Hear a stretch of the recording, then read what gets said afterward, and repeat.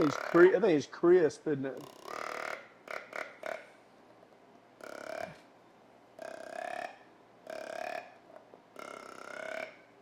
I like it. I like that. Sounds Just good. grunts, no gimmicks. Yeah, it sounds good. I like the slogan. Yeah, That's I'm good. wearing it on I'm my neck. waiting on my labels to come on because it's going to have a just grunts, Yeah. no gimmicks left.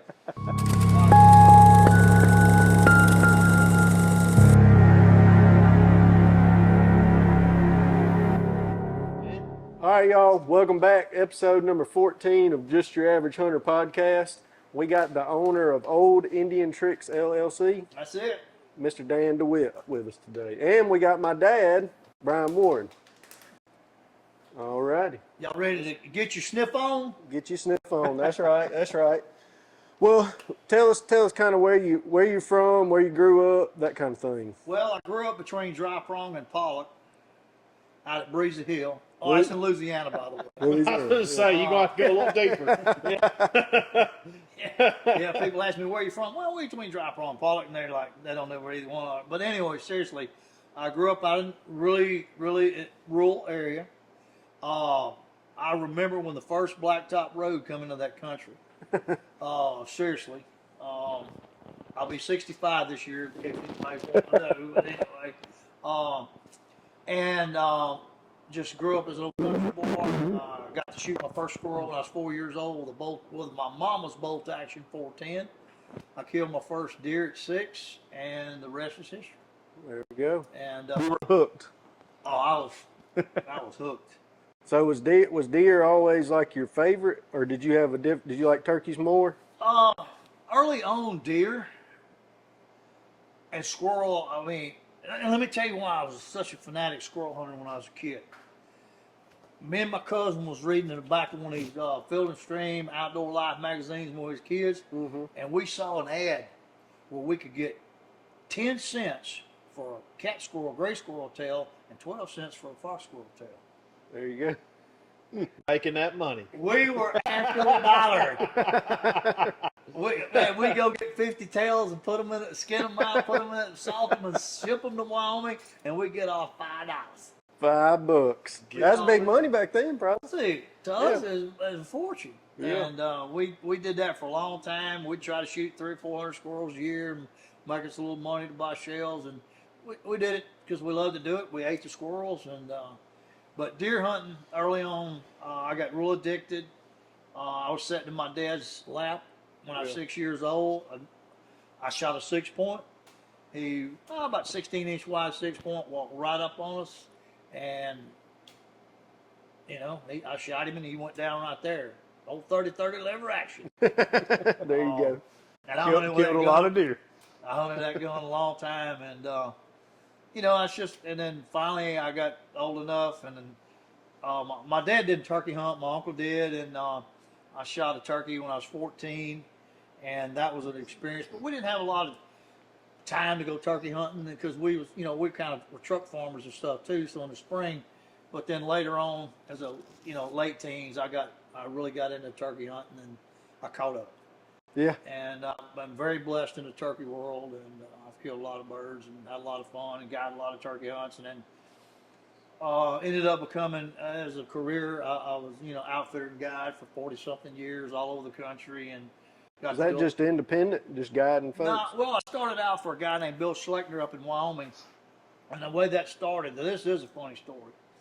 Have y'all ever seen a 1968 Chevrolet with 3 on the tree? These guys may not know. Y'all know what that is? I know what you're talking about. Yeah, I'm familiar, yes. Okay, sounds familiar. In other words, the shifter was on the collar. That's right. Okay. Yeah. Well, there again, I'd read all these magazines about going out elk hunting and mule deer hunting out west. And so I saved up my money. And I'll never forget, my mom and daddy thought I'd lost what little mind I had. And I was 19 years old, and I loaded up in that 68 Chevrolet, and I drove from Dry Prong, Louisiana to Cody, Wyoming. Wow. Yeah, how far is that? About 25 hours, somewhere in there? If you had that Tundra I got today, you could make it in about 25 hours if you only stop for fuel. In a 68 Chevrolet, it's not quite that Different Couldn't cut the story. cruise on that 68, could Yeah, it you? didn't have no cruise. It just had, you know. The foot was tired. Yeah, I was tired. But anyway, I get up there to go on a lifetime, hunt of a lifetime. I mean, I'm a late teenager, and it's something I just dreamed of from a boy to Oh, go yeah. shoot an elk and a mule deer. So I bought me a 270. I'd read all of Jack O'Connor stuff, and it'd kill anything in the world. So I thought it would. And here I go to Wyoming to shoot me an elk and a mule deer. Well, 4 days into the hunt, we're packed into the mountains on horses, and we get up every morning, wait for daylight, and we eat breakfast. The camp cook there, and it was great. And we'd ride up the mountain with my guide, and we'd get off, and we'd watch the elk at daylight go over the saddle of the mountain. Well, actually, that was 3 days we did that.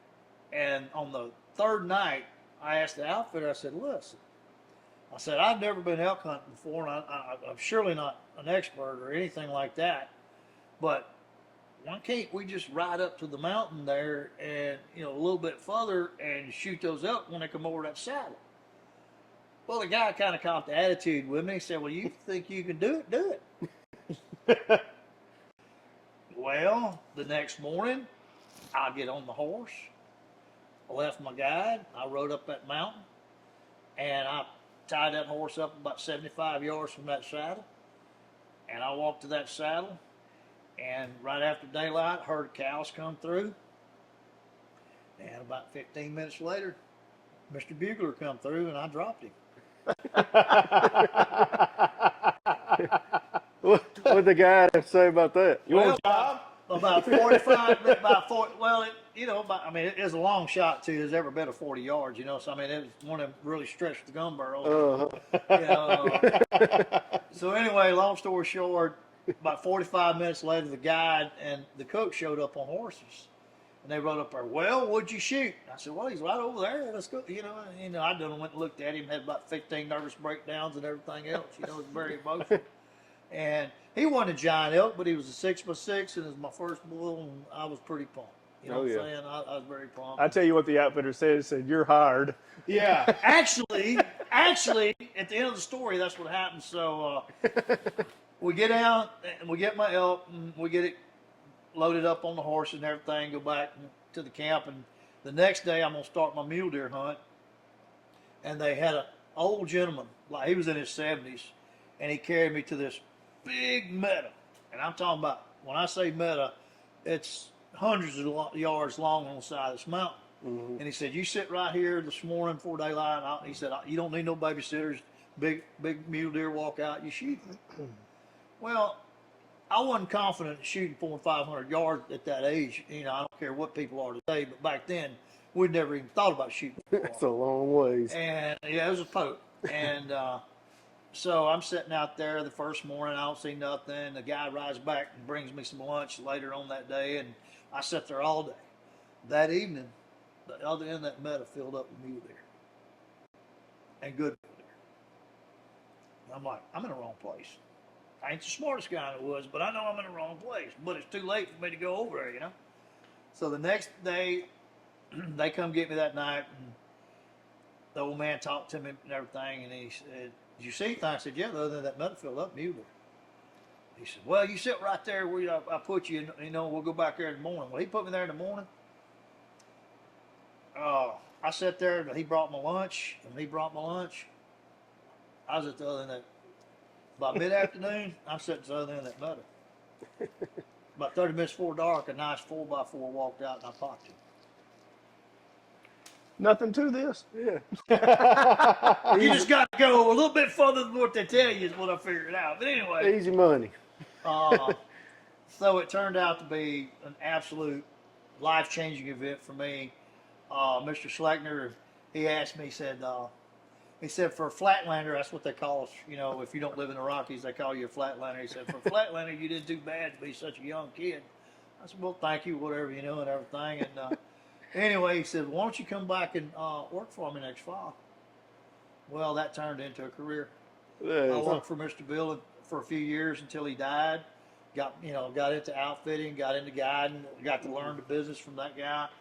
When he passed away, I moved, found a guy in Colorado I went to work for down there. And then from there, I got into it and ended up, actually, the guy I went to work for down there, they had 5 camps, and I ended up outfitting for one of those camps called the High Camp out in western Colorado. And then I really wanted to get into the Texas area, and a buddy of mine had found a ranch out there, and we got it, and I'd go up there in August and guide mule deer hunts, and then the elk hunts, early season elk hunts, and then like the first rifle hunt, and then I'd come back to Texas, and we started guiding deer and started leasing land. I ended up with at one time we had 5 ranches out there, about 50,000 acres, and learned a lot. Learned a lot of what not to do, learned a lot what to do. But that, I got to live my life, and I got to go do what I wanted to do, and that's pretty crazy. That's right. That's right. That's awesome. I ain't famous, I ain't nobody, and I ain't claiming to be anybody. Anybody can do what I did, but you just got to want to do it. And now that we got the internet, everybody's an outfitter and guide. That's why the prices are so high today. Oh my God. Yeah. Yeah. If I could have sold elk hunts back then for what you can sell one for now, I'd been rich. Yeah. Yeah. No doubt. Yeah. I mean, what are elk hunts going now? $15,000, $30,000, $40,000? Crazy. Well, how does someone nowadays get into that line of work with how expensive everything is? You got to be born in it. Yeah. Family businesses. Yeah. Kind of like farming. Yeah. Well, I'll give you an example. I had a guy work for me for probably 11 years. And when I made my decision, I was done. I went to Skip and I said, you want to buy me out? And he said, yeah. And I worked with him over a couple of years where he didn't, because I knew he couldn't afford it all at one lick. And just to buy all the equipment I had and everything that we'd acquired over all those years. And he took over some of the leases, not all of them. And now he's been doing it since this is his 10th year full time as an outfitter in Texas. So you said leases. That's a big thing now that I've learned is that people who are outfitting a lot of land are generally leasing all that land. oh yeah, That would be like, what's the lease agreement look like as far as time? It's got to be more than a year, a year or two. well, let me tell you one of the reasons I got out of it is because I had just acquired a massive amount of land in Missouri. And I don't mean 100 acres. I mean, I had a massive, me and another guy went in and got a bunch of land. And we started guiding, and I did. Now, we charged absolutely phenomenal money to whitetail hunt on that place. And here's why. We took 18 bow hunters only a year on thousands of acres. So we had the opportunity to go shoot, the clients did, giant deer. Giant deer. And not feel like you got to put everybody on a deer. And then some of these hunting brokers come to that farmer and said, hey man, these guys are getting rich off your stuff and all this. And so he dropped our lease and sold it to them. And I told him, I said, listen, in 3 years, you'll call us back, but I ain't coming. Because they're going to come in here and they're going to shoot your farm out. Hold on, back up. Just say you said hunting brokers. Can you expand on that? What that is? Well, that's a lot of these guys that there's a million definitions of it, but 10 or 15 years ago, it was guys that would go find a piece of property and broker a hunt on it through somebody and make a fee off of it. Okay. Middleman. Yeah, there's a middleman, Yeah. but I mean, there's a service. There's people out there. So that was basically like me or Caleb, like coming up to that landowner and saying, I'll book you some hunts and get you a lot of money, and I'll get a piece. right. And they convinced our farmer that we was making all the money, and because we was charging all this. But like I told that guy, I said, we're only selling 18 hunts. And you look and see how much money I spend on your place and how much money I got to stand, you'll know I'm not making a lot of money. And anyway, so he leased it to them, and they did a deal. And the landowner told us the first 2 years they had it, they shot 65 deer off bucks. 65 Yeah. bucks? Yeah. Golly. They wasted it. And anyway, Yep. long story short, the guy wanted me to take it back, and I said, well, here's the conditions. 5 years, I get it for free, and we won't shoot but 2 deer. Because we got to build it back. And of course, he didn't want to do it, and I didn't want to do it. And that's why I told him such absurd terms. But when you go in and shoot out a farm or a ranch or anything, it's inventory. Right. Oh yeah. See, Texas figured out decades before every other state has that hunting is a renewable resource if you manage it. Mm-hmm. And now, in the last 20 years, everybody's got into deer management. Everybody's, technology has helped everything. I mean, look, 20 something years ago, we never had a trail camera. Now, nobody wants to go hunting unless you got 5 pictures of 15 deer, Right. Am I right? Yep, that's right. It's the good and bad of technology. Uh-huh. But I love cell cameras. I use Wise. I love it because all the data it provides me. But at the same time, everything's got to have a boundary. Yeah, we've talked about it a lot on the podcast. It's like, I don't know. And my thing was, I feel like you get desensitized to like the bucks. So when they come out, you're just like, I've been seeing this buck every day. Like you don't get as excited about it. Well, now, but hold on. That we're two different perspectives too. I know. You know where I'm going with this. Yeah. Private land and public. Yeah. I'm not saying one's better than the other, but it's like, oh, private land's better. Let's just face it, it's better. I'm just saying, like, I love being able to like take away the difficulty level. I told you, like, when gun season hits here, I got a gun in my hand. I'm not having a recurve. It's like I want all of the resources at my hand that I can get to up my chances. That brings up an interesting, hunters are our own worst enemies because this group don't like that group. Yeah. That group thinks they're cheating, and this group thinks this guy ought to be hunting that season instead of that season. Y'all know what I'm talking about. Oh, yeah. Crossbows, that's what I'm talking about. See, no. And all you guys out there shooting a compound, let me ask you something. Could you really, really shoot a 70-pound bow if it didn't have training wheels on it? I mean, cams on it? I mean, could you?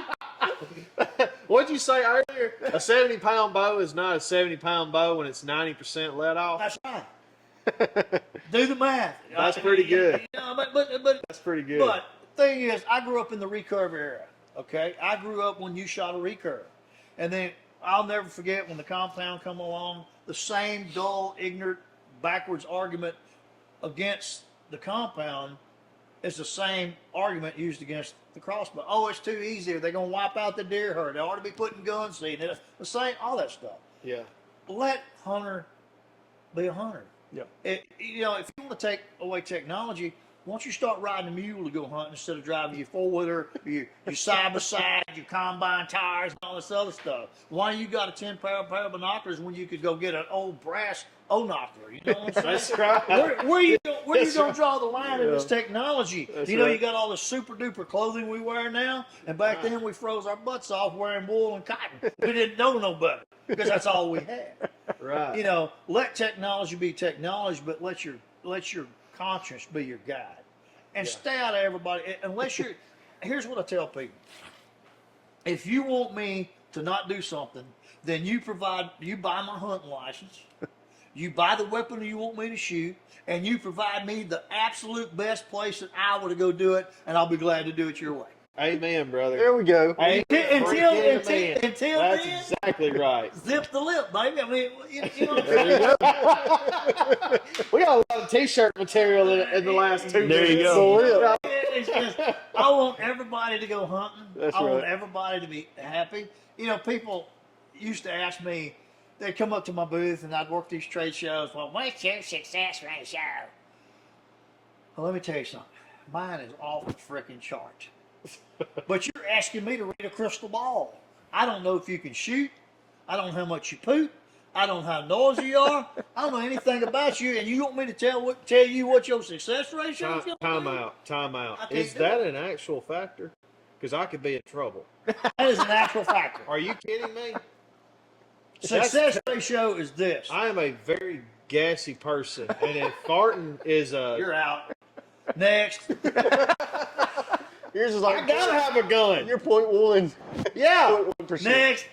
But, the thing is, let everybody do what they want to do the way they want to do it. I don't care. It don't matter to me if you shoot a 6.5 need more or you shoot an old all 6. I don't care. I don't care. I mean, you think about it. Yeah. I probably kill more deer with a 30-30 than most people have with all their weapons. But only because I've got I got to do a lot of deer killing in my time. Yeah. And I mean, like I said, I'm not better than anybody else. I've just got to go and do more than anybody else because I chose to go do it. Yeah. You know, I chose to kill a white-tailed deer in 26 states. Does that make me the greatest hunter in the world? No. I've never killed a Boone and Crockett, but I've guided 5. Now, how hard is it to guide that quality of deer with somebody else in the stand with you? Yeah. You know what I'm saying? It's hard enough with just yourself. You know what I'm saying? That's right. You know, but- how hard is it to go out there and take somebody on a first-time turkey hunter or their first-time deer or their first? That's why I did what I did. I enjoyed taking people that wanted to go have a. I used to tell people this: if you need a success ratio, there's 400 outfitters you can call other than me. I'm sure they'll give you a number. I won't. Here's all I'm going to offer you: is an experience. You're going to hunt one-on-one with me or one of my guides. We're not going to put you in a stand and disassociate with you for 10 or 12 hours a day. We're going to take you to the stand. If we don't like where we're sitting, we don't like what we're seeing, we're going to move. We're going to be versatile. I got enough acreage that I can move you. I'm not going to have 50 people on my property at one time. We're going to have a handful because me and a handful of people are going to control this. I'm going to give you an opportunity at an experience. We might see a bobcat. We might not. We might see a bull. We might see whatever. But I want you to have an experience. And I'm going to tell people out here, this is the best question you can ask an outfitter. The absolute best. You ready for that? What you think it is? I'll give you all the y'all guess and I'll tell you you're wrong. What's your guess? Well, you go first. Best question you can ask an outfitter. How big of a deer can you put me on? You can go next. I'm trying to think. I was going to say This is what he going to be said. the most. I'm going to give you a sensible answer. Go ahead. How many people are hunting the spot I'm hunting before I get there? That is a good question. Great Now, question. What's the overall cost? That's what I'm wondering. Now we're going after a spike, or we're going after Louis Grande. I mean, you know, the best question you can ask any outfitter, and I'm serious, and I'm being as serious as I can be. Okay. I need 3 references that didn't kill with you, That's a good question. There you go. because that's what I told everybody. If you need references, here's some people that didn't shoot with me. I want you to call and ask them. Was it everything I said it'd be? Was the food the way I said it was going to be? Was the accommodations I said it was going to be? And did the hunt as hard, or my guide hunt as hard as I said was going to hunt to help you have that success? I had a guy, I'll tell you the best elk story I can tell you. I had a guy hunt with me 4 years and passed elk after elk after elk because he was looking to shoot one elk. When he shot that elk went 380. Golly. What's the record? Oh, it's way I above. thought 380's good though. Yeah, Well, let me tell you it's this. big. It'd take an insane idiot to pass the You 380. said "gaw" like you knew what that meant. You're like "gaw." No. What? But I did too. I was like, dang, that's good. let me Is that put good? let me put that in perspective. 185 whitail. Okay, yeah, there we go. God, Let me that's put it, maybe even good. 190. That's pretty Yeah, good. that's a big difference. There you go. That's where it's at. Yeah. God. But that guy had that experience. Yeah. And that's the only elk he's ever killed. And he come back and he mule deer hunted with me 2 years before he shot a mule deer. And he's now a good friend. He's a dentist out in Denver. And he shot 2 animals. One for he wanted to put it on his wall and his hunting fishing room. And that's what he wanted. And then I got to take him duck hunting some stuff in other states and stuff. And he got to shoot some stuff like that to mount. But that's what he wanted. So success has got to be defined before you ever ask somebody to give you success. It's a very relative term to the person that's asking. I know guys that they would drop,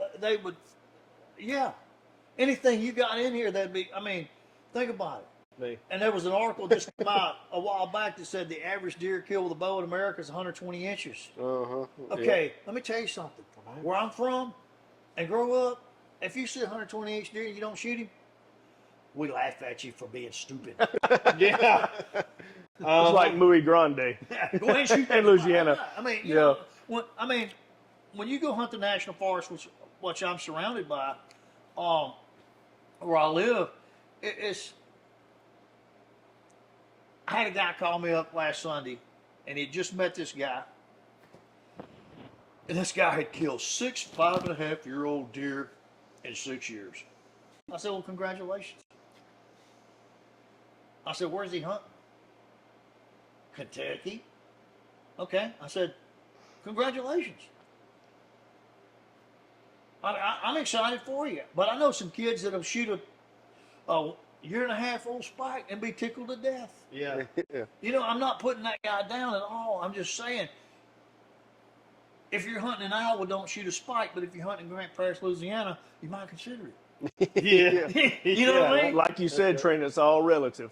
It It's is. all You know, and to public land, leases, private land, it's all relative to where you're hunting and what your, trophy mean, is. Well, that's like for the state of Mississippi. There are places in the state of Mississippi that if you go and hunt those public grounds and you shoot 110, 120 inch deer, you're probably making a mistake because there's more than likely a 130, 140, a bigger But- deer, I'm going to but- say, in, around that But- right there. you got to ask that guy, is he happy with that deer? Oh, right, 100%. See, 100%. That's one of the biggest issues in social media.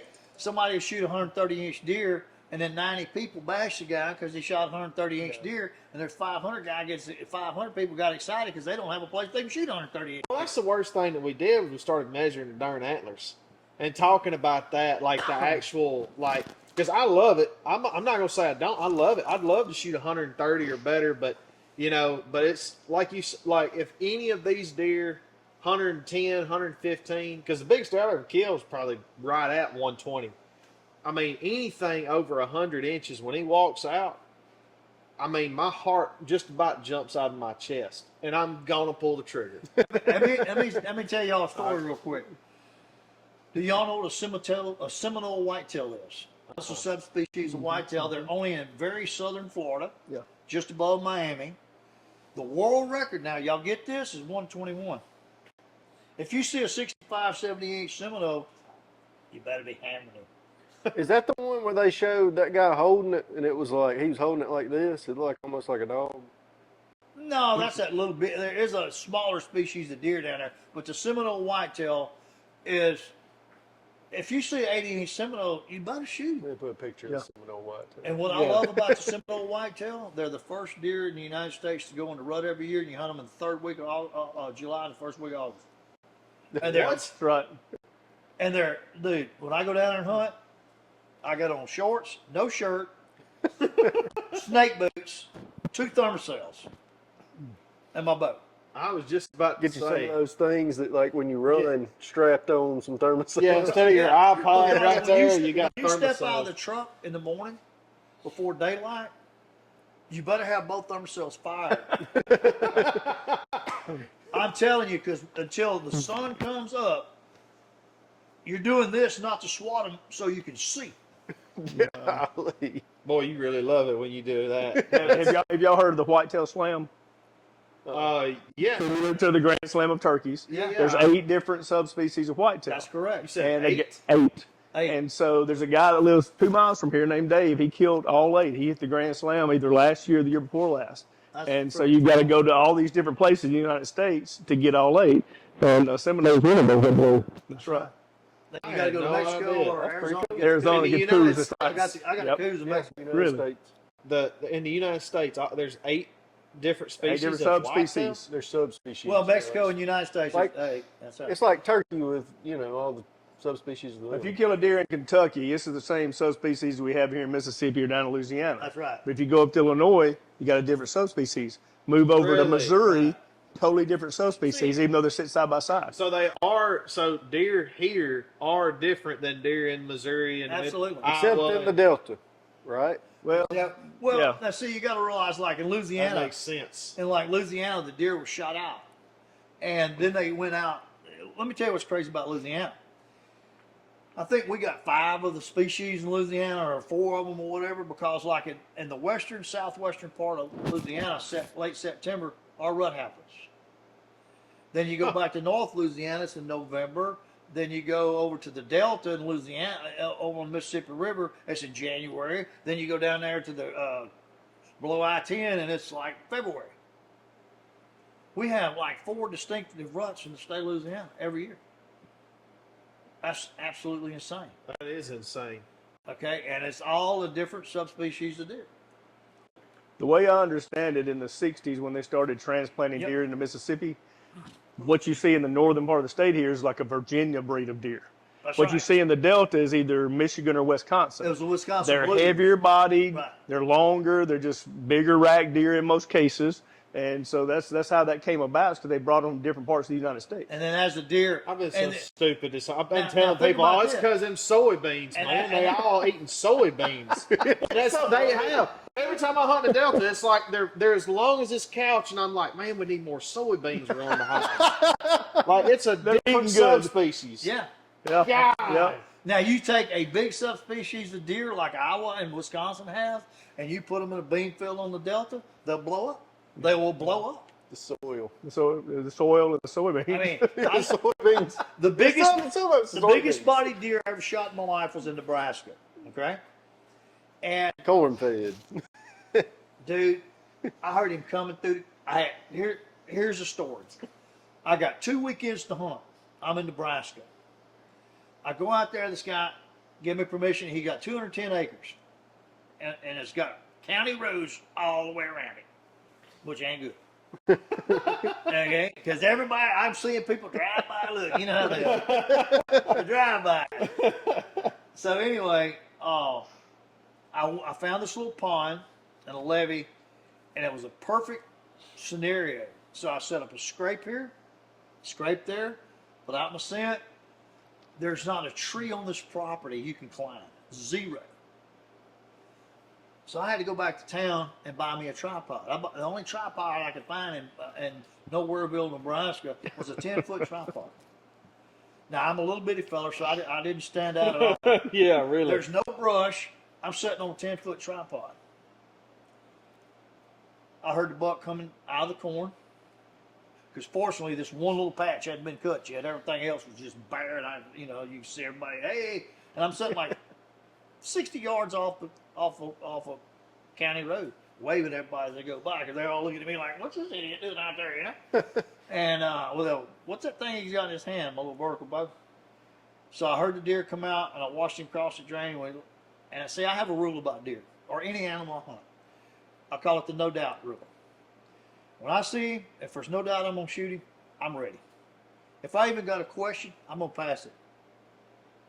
Because it's either going to get me excited or not. Well, this 13-point walked out there. I got a little bit excited. He wasn't real wide, but he was real tall, and he had 3 coming out like this on the left front. No doubt. Well, when he come out, I'm getting ready to shoot. He's at like 25 yards. He turns his head straight to me. I'm like, oh, crap. Here's a nice deer coming right at me. Well, he walks right by me. I'm talking about me to you by that tripod, right by and goes straight to that scrape. I'm like, holy crap. And I don't want to move. My butt's this high. I'm right there, you know? Right. And he goes and works the scrape. He turns around, walks right back in front of me, and gets to about where you are. Lights out. Left-handed. I'm left-handed all day long. I can shoot either way, but I'm Southpaw. left-handed. Southpaw. Southpaw. I'm southpaw. You shot him like 2-3 yards. I think it was 4. And here's what's real funny. When I shot the deer, Did you even realize you shot him like that close, that fast? the arrow went through the deer, hit a root, and went up and landed in that pond. The deer went about 25 yards and cut end over end. The arrow literally went further than the deer. And what's funny is my buddies, because I wasn't going to leave that arrow out there in that pond, they got pictures of me with I had to take my bibs off. I got my coat on and my shorts on, and I'm waiting out there to get my arrow, and they took pictures of me, of course. And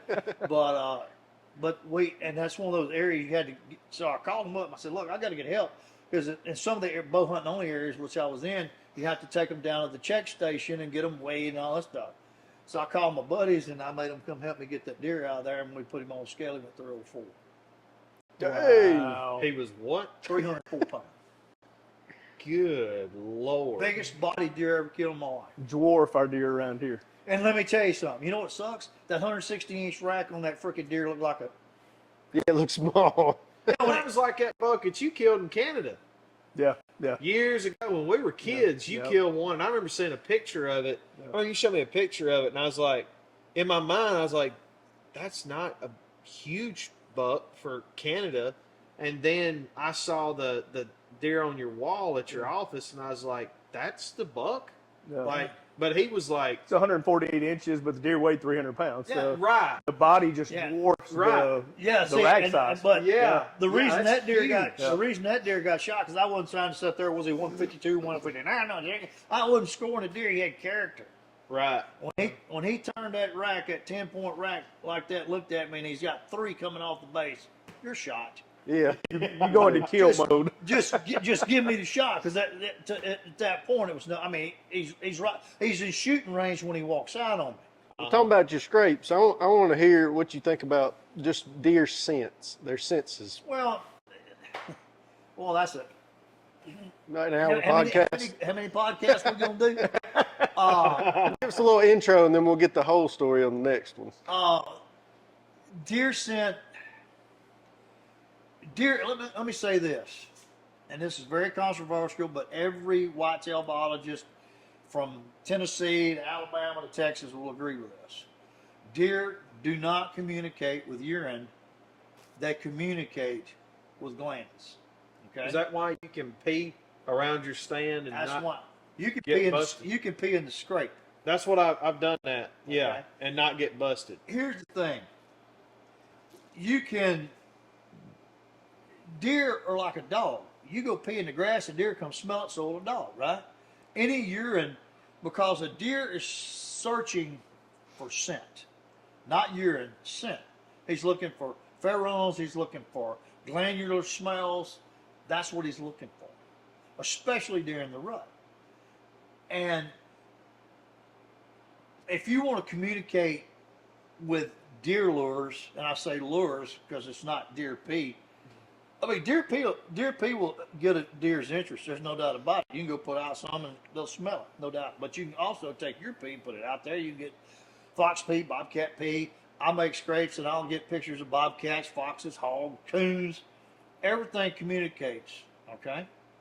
But what I do is I base things on glands, gland smells. Different glands work different times of the year. As you all well know, a community scrape.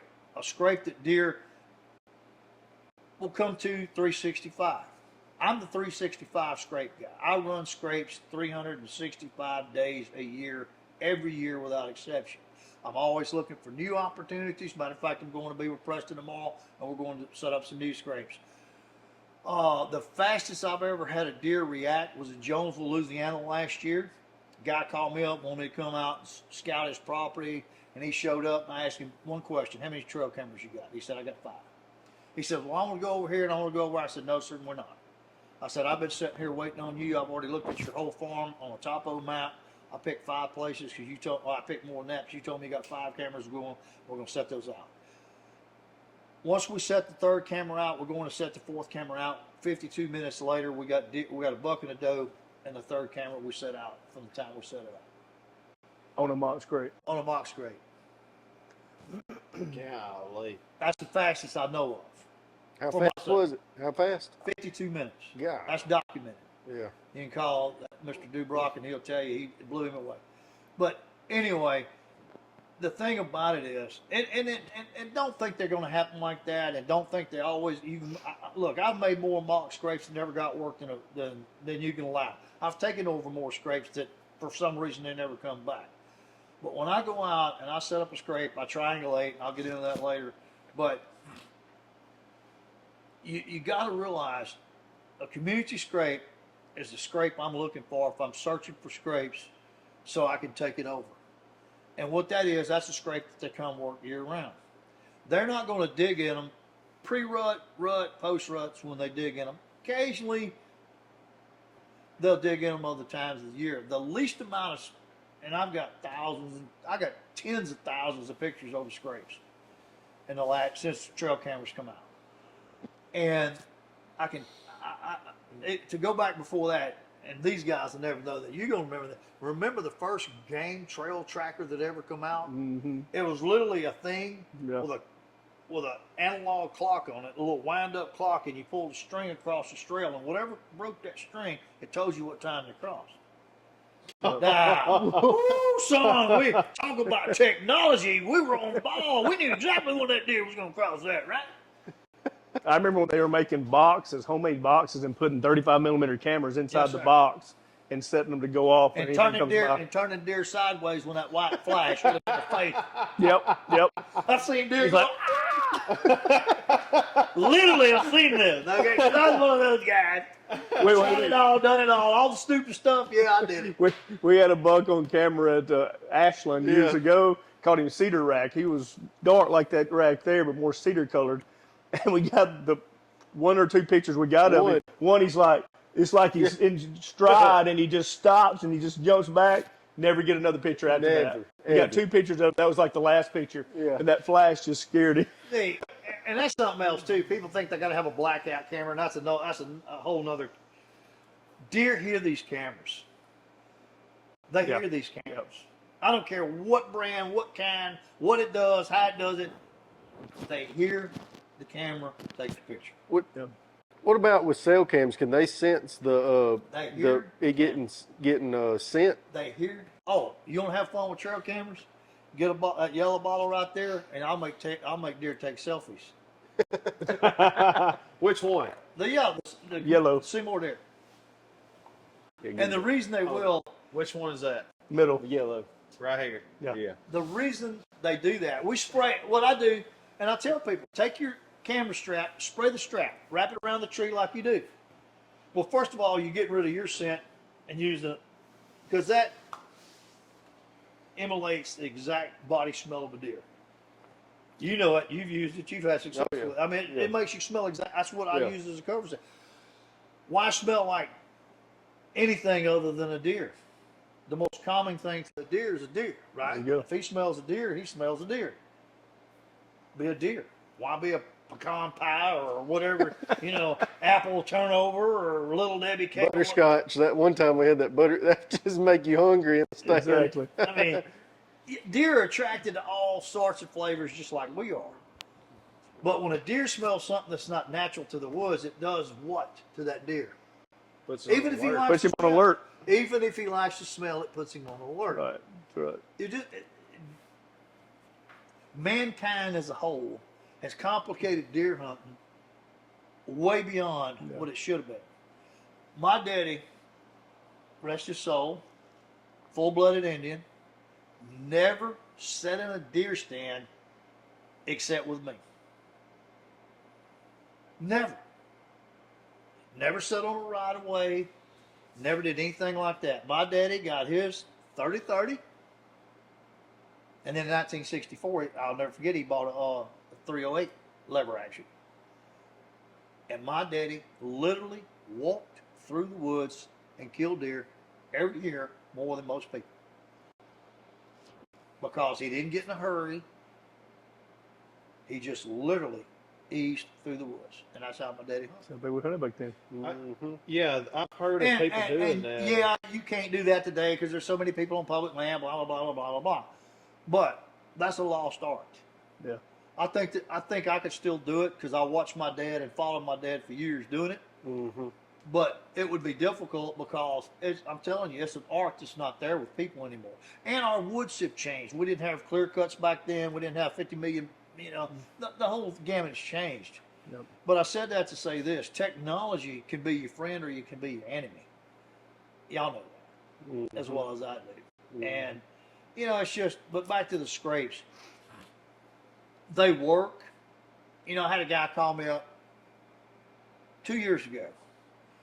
And he goes, I bought a bottle of your stuff, and I watched your video, and I did exactly what you said, and I never got a deer on scrape. I said, well, tell me about it. So he went to explaining his whole scenario to me. He's got this real nice field. He sent me pictures, and oh my God, it's beautiful food plot. Beautiful. And he went to all the low-hanging limbs around his place, and he made 5 scrapes on his field. And every morning and every afternoon, he got on his golf cart, rode by the scrape to see if he could see his tracks in it.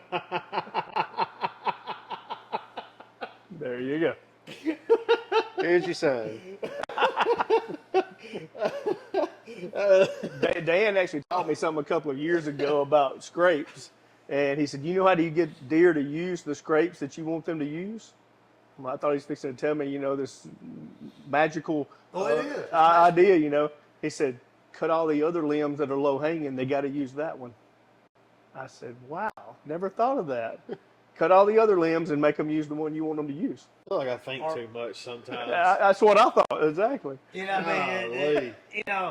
And that's like, matter of fact, I'm going to be doing a thing tomorrow down at that, what's the name of that place? Aislinn. Aislinn. I'm going down there, and they're going to have, I told them, I said, if you want me to do this, either everybody be on Onyx or get me some big maps, and I'm going to show y'all, because 2 years ago I went down there and did a deal with them, and I looked at my own X and I said, okay, where do you have permission to hunt on this place? And they showed me.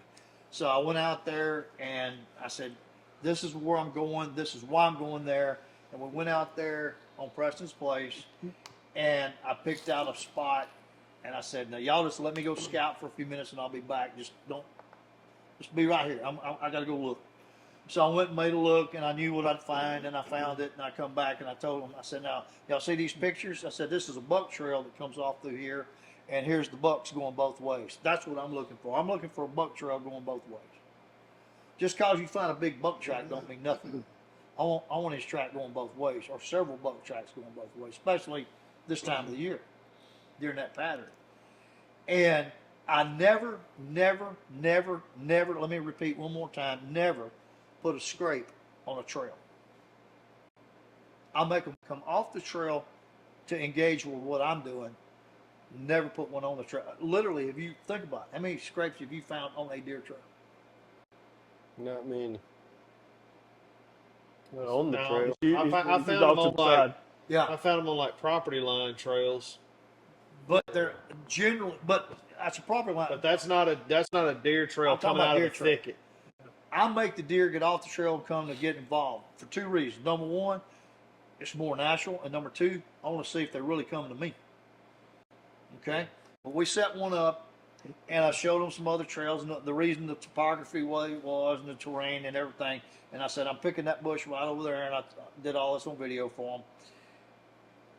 And about 2 hours after we left, it come a turd floater. Okay? And Preston even asked me on video, before, dude, don't expect anything better than that from me. A turd floater, I like that.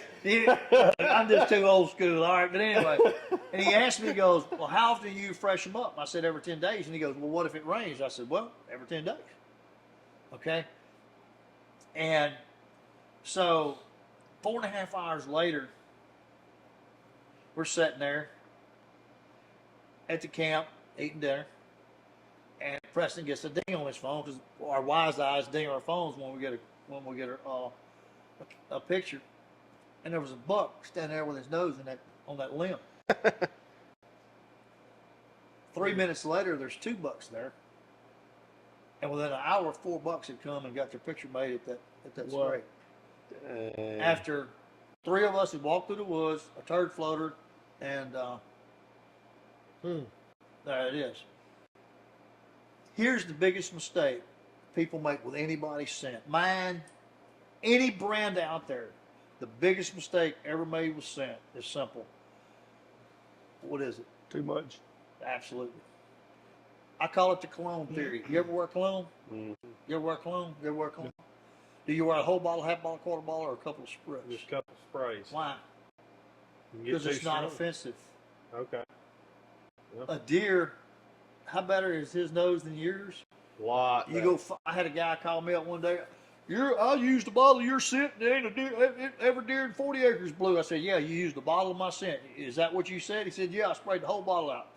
I said, please don't ever buy my stuff again. Oh my God. Bad advertising. I mean, I try to educate people because they'll call me up and I'll say, hey, 5 or 6. You know why I say 5 or 6 squirts on the limb, 5 or 6 in dirt, don't put it up for 10 days? Because number one, my stuff's synthetic. It lasts and last and Oh last. yeah, it does. Because I've had it in my Laugh. pocket and then wash the clothes, and you still smell it That's right. sometimes. That's right. Yeah. I'll show you how to get that out really easy. I know a guy.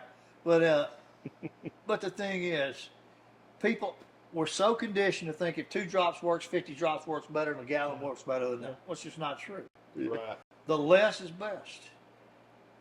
Now, I'm developing, me and another company are co-developing a company right now. As soon as we get all the patent, a product right now, as soon as we get, I'm going to change. I am going to change the scent industry within 2 years.